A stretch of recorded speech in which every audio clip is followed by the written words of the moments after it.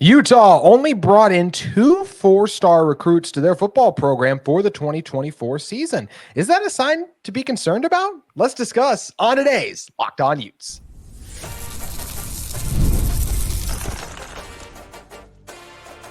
You are Locked On Utes, your daily podcast on the Utah Utes. Part of the Locked On Podcast Network, your team every day. Hello, everyone, and thank you for making Locked On Utes your first listen every single day. We are available on all platforms, including YouTube and wherever you may get your podcast. If this is your first time listening to our show, make sure you like and subscribe. Love interacting with all of you in the YouTube comments as well as on social media, where you can follow our show at Locked On Utes on X today. My name is JT Wistricll, former intern inside the University of Utah Athletic Department. Excited to be joined on today's show by friend of the show, Michelle Bodkin of KSL Sports. And Michelle, we're going to talk a little recruiting today, talking about the recruiting strategy basically that Utah uses, and then want to close with Utah softball as their season just came to a close, but still another great campaign by Amy Hogan and the squad and what they were able to put together. But first, focusing on the football program. Look, this is a Utah team that in 2023 had their best ever recruiting class. Spencer Fano, a great get. Smith Snowden, an awesome get. Hunter Clegg, a great get. Like, those are just a couple of the ones that jump off the top of my head. That was they were as a top 25 recruiting class. You're ranked 23rd overall.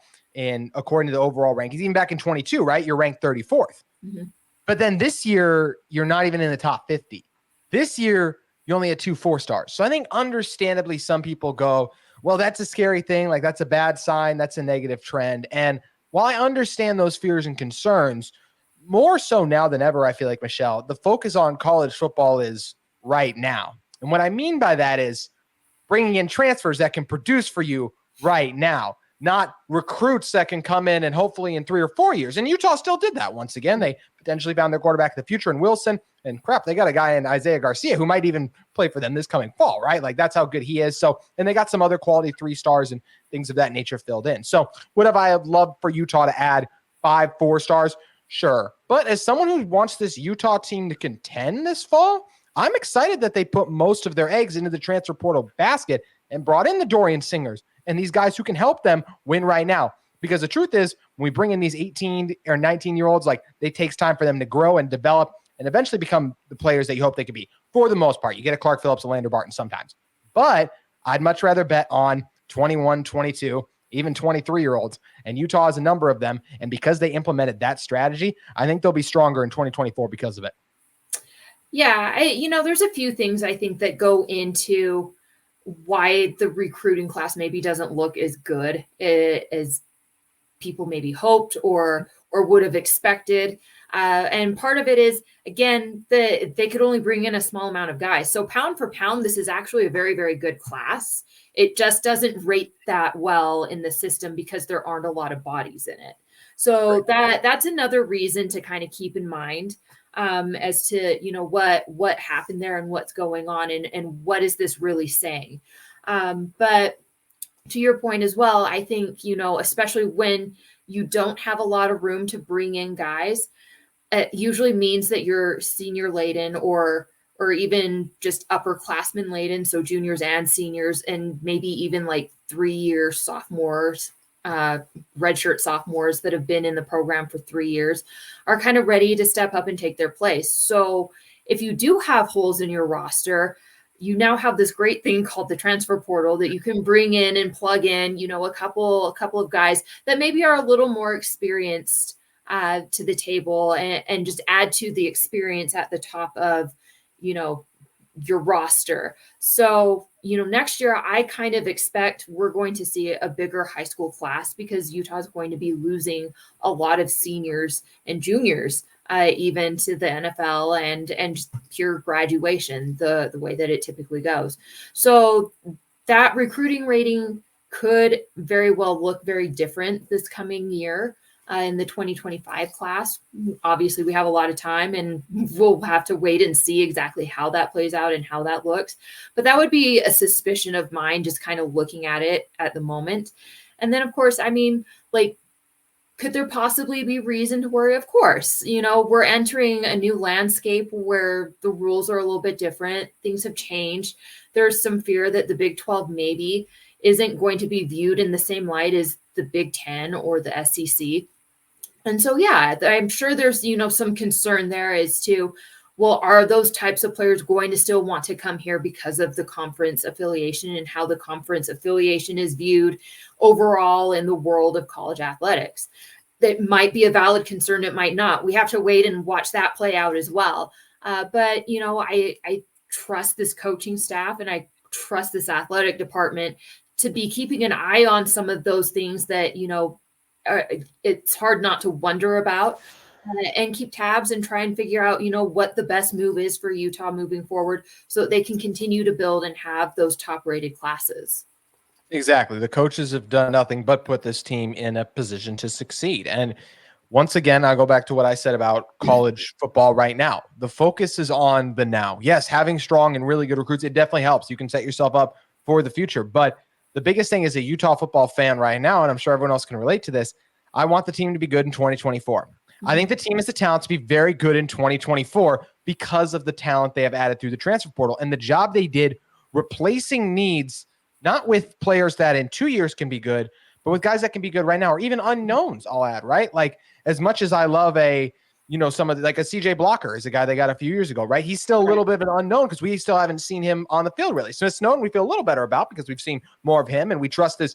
This goes back to trusting the coaches, right? I mean, Morgan Scalley and Sharif Shaw, the job they've done with the secondary. It's just anyone that goes out there for them, I'm going to be like, well, I know they're being coached by the best, so I think they're going to go out there and ball out. So not only do you have those guys potentially filling in, but you have a mix of a transfer, a Keenan Johnson. And then you also have, and we mentioned this a little bit too, but Utah recruited so well back in 23 and even 22, right? Like Teo Johnson was in the 22 class. People forget that. And yeah, he was a wide receiver. And then now here he is looking like he might be one of the best defensive backs on this roster. You're looking back at the 23. If we go to the 23 class, we already mentioned Fano and the impact he's been able to make. Caleb Lomu is probably going to be the team's starting left tackle, which is crazy to look back on right now and see already he's ready to do that. So they've had success recruiting too, but then they've also brought in these transfers that have been able to come in and make it big impacts, right? You want to get stronger at the tight end spot. You bring in a guy like, okay, let's bring Carson Ryan, a UCLA tight end, over 200 yards. And 200 yards overall for a collegiate tight end is still pretty solid numbers. I know it's not Utah tight end numbers, but that's why Utah uses their tight ends pretty uniquely for what they like to do. We already mentioned Johnson. You look at what a Dorian Singer can be as that former receiver with 1,000 yards. It's a great Devon Bailey replacement. Yes, they added some young freshman receivers that I'm hopeful can be decent, but I feel a lot better about Dorian Singer going into this season than I did about when the team added Mikey Matthews last year. And Mikey did some nice things with the team, and now he's on his way over to Cal. We wish him nothing but the best over there, but so the truth is Singer's a better replacement for what Utah needs there. Same thing with you lose a Jonah Ellis, right?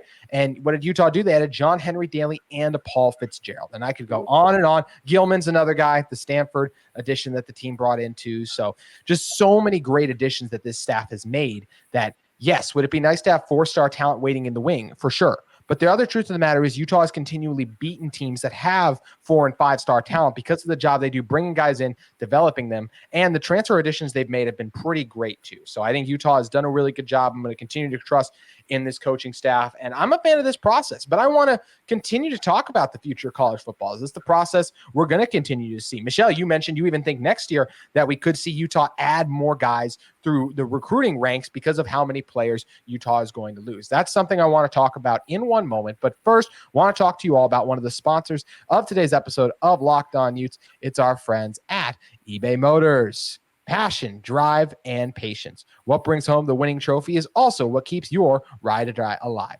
With eBay Motors, you have everything you need to maintain your vehicle and level it up to peak performance. From superchargers, roof racks, exhaust kits, LED headlights, and more. Whether you're in the speed, power, or style, eBay Motors has got you covered. With over 122 million parts for your number one ride or die, you'll always find exactly what you're looking for. And with eBay Guaranteed Fit, your part is guaranteed to fit your ride every time or your money back. Because with eBay Motors, you're burning rubber, not cash. With all the parts you need at the prices you want, it's easy to make your car the MVP and bring home huge wins.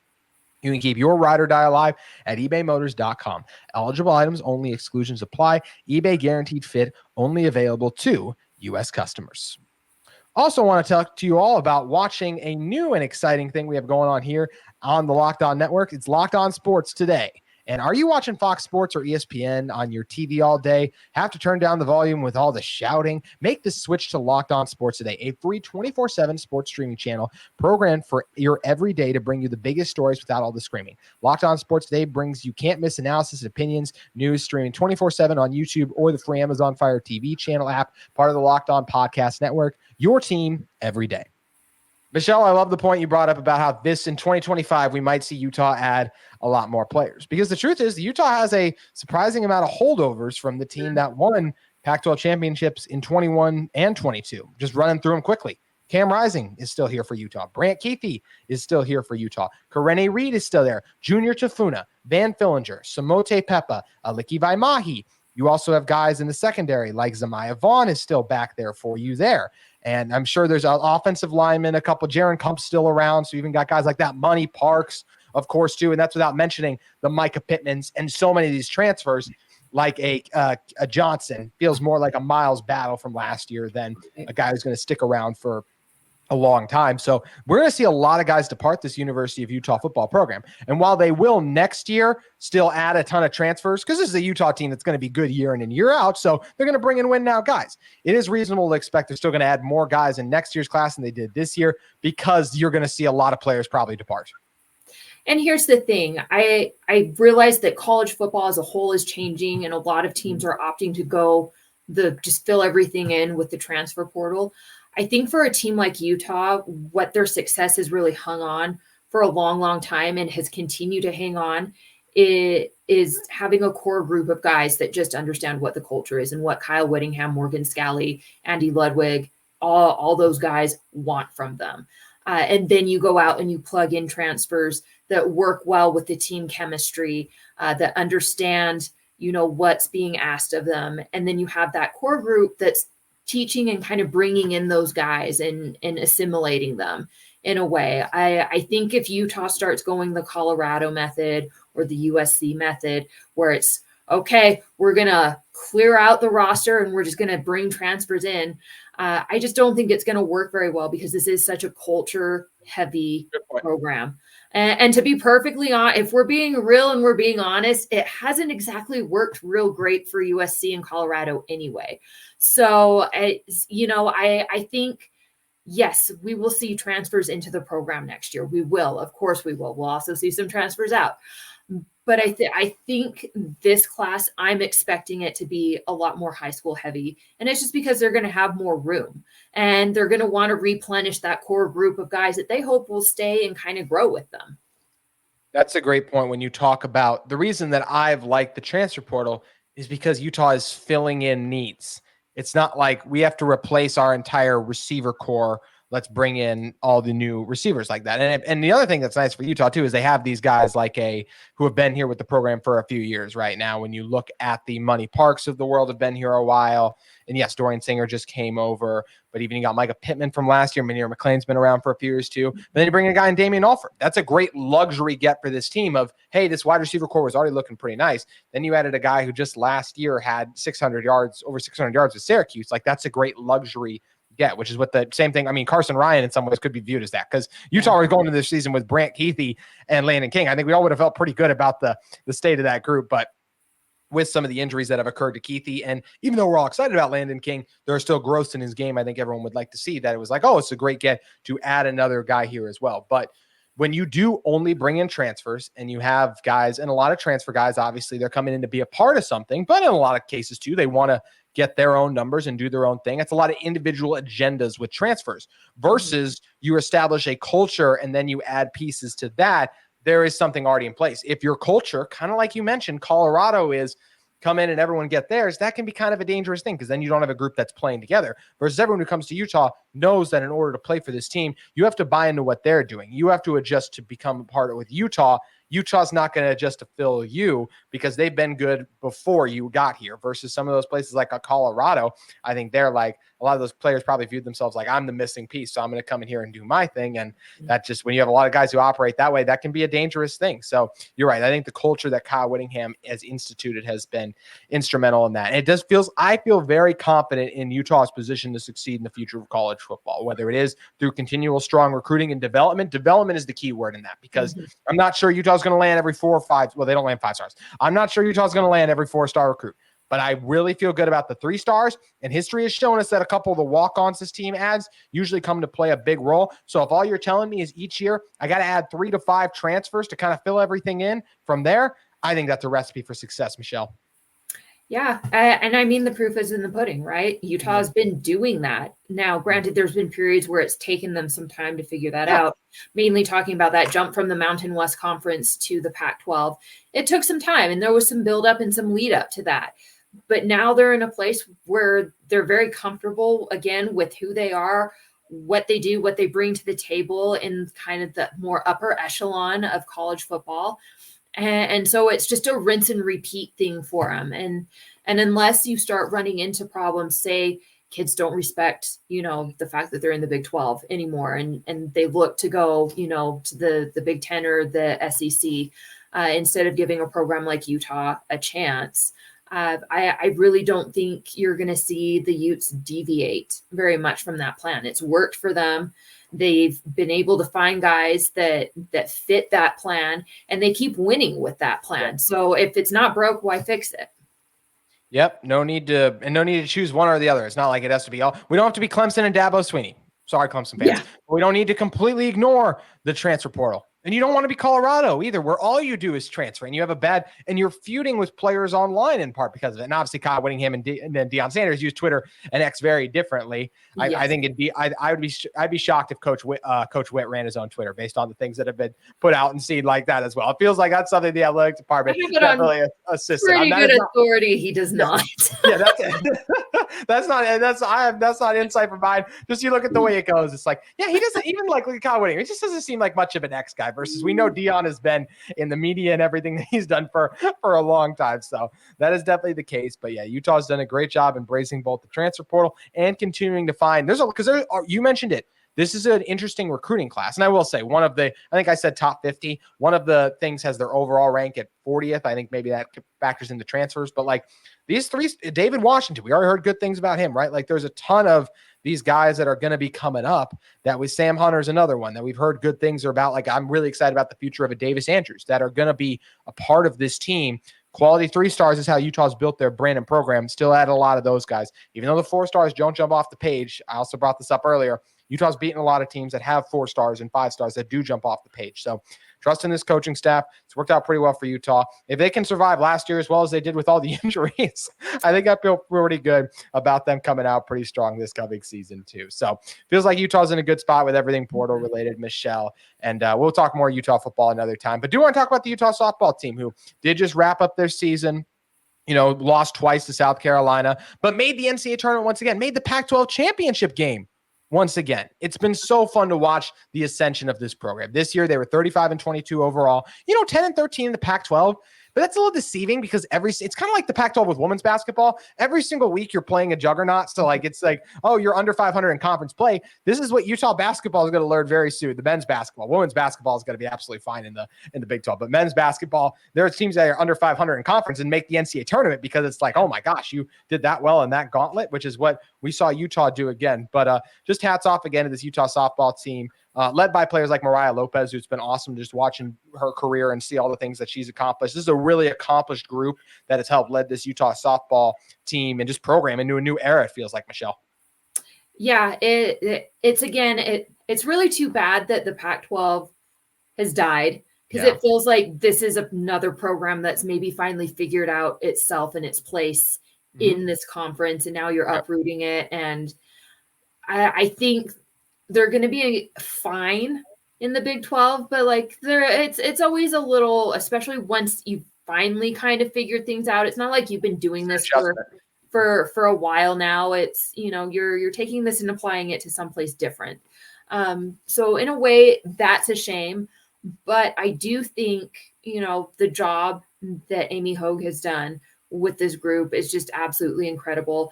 They made the NCAA tournament, in back-to-back years for just the 6th time in program history, 18th time overall that this program has gone to NCAAs. And then, the back-to-back appearances in the Pac-12 championship game. I don't think anybody really had them slated as the team to go. and do that again, or have an opportunity to do that again. But I mean, they had the chance to defend their title, and it was a close game. It was a 2-1 loss to UCLA. If they get a few more hits, then they're probably Pac-12 champs again. So it's just a real testament to, I think, what Amy Hogue has done. And of course, you mentioned Mariah Lopez, Haley Dennings, another one that's just had an absolutely phenomenal and incredible career at Utah. And I expect them to kind of continue on as they are and figure and grow and hopefully kind of keep this and make this a regular occurrence year in and year out. Yeah, it'll be exciting to see. And I think you do make a great point. It's going to be an adjustment going to the Big 12 because you have to learn all these new teams versus they're just like, oh, only one new school, like only a couple of new schools we have to learn about as well. It's just not as easy. It's not a seamless transition. I think we're going to see that this year with, I know Oregon's really good if we're relating it to football, but man, a lot of these teams, I think Washington, it's going to take them a year to get back, even in a 12-team playoff format. Texas will have a shot, but the SEC's tough. I think even for them, it's going to be tough. Oklahoma's going to be, they lost a lot. But there's a couple of these teams where it just takes time when you make that type of a transition. And that's where it's nice for Utah is when you're at such a high ground in terms of how consistently Utah football has been winning, you feel confident in their ability to hit the ground running right away because year in and year out, they've been such extreme excellence versus the softball program just started to kind of enter in that era. So it's going to be really interesting to see how everything progresses for all of these sports as they make the transition. And Michelle, something else really interesting is that we're kind of getting into the off season here where our sports are winding down. We got Utah baseball, they got their tournament going on right now. And then the Pac-12 will really be dead to your point. It's really crazy and becoming real to start thinking about, but still a few things going on in the world of Utah athletics. Where should people head over to if they want to check out the latest? Yeah. So if you want the latest, and this is kind of a fun time of year, this is where I start hunting out like interesting stories because it's not necessarily a news time. If news is breaking, it's usually not good. So it's very true. But if you want to check out, what's going on and try and keep up to date with all the latest on the Utah Utes, you can head to kslsports.com, click on the Utah Utes tab. That's where all my stuff is housed. Most of it's written by me. And then, of course, you can follow me on X, Threads, and Instagram. It's all at Bodkin KSL Sports. Michelle, thank you for joining us. Thank you for having me again. That's going to do it for today's edition of Locked On Utes. We'll be back with you very soon talking more things Utah football and Utah athletics.